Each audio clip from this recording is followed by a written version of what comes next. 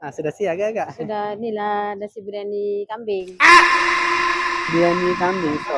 Inilah kedai Mamah baru, restoran Jasnah.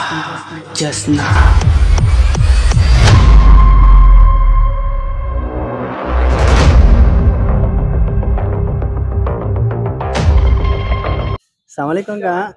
Ada nasi biryani ke? Ya, ada. Oh, sekarang sudah cantik lah kedai. Sudah tukar owner ke?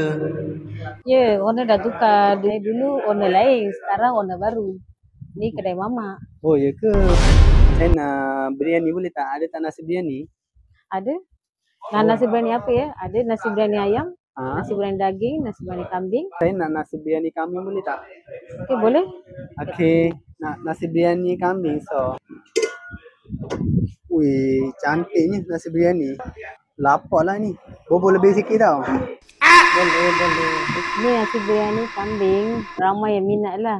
Sini ada nasi biryani kambing ada. Dan macam-macam jenis lauk adalah. Kita ada kari ayam ada, kari ikan ada, ayam masak merah ada, ayam rendang ada, ayam dalca pun ada, kari kambing dan juga ayam masak bawang pun ada. Kambing adalah antara top selling kita lah. Ramai yang suka kari kambing kita. Kambing semua Akak. memang fresh lah. Oh ya ke? Tapi akak boleh asing tak? Saya nak asing. Boleh. Kejap ya. Ni aku lapar ni. Tak boleh tahan aku nampak kambing. Awak cuba dulu, mesti akan repeat punya.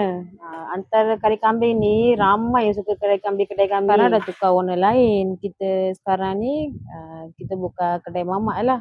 Oh ya Saya ke? lah warnanya. Akak duduk mana? Orang sini ke? Saya orang sini lah, saya orang Kerayung Bera lah. Nak papadam tak? Boleh. Kita ada papadam pun ada, acar pun ada.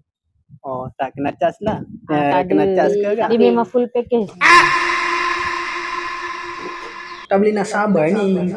Woi, kuah dia memang pekat gila dan padu orang. Memang sedap gila ni.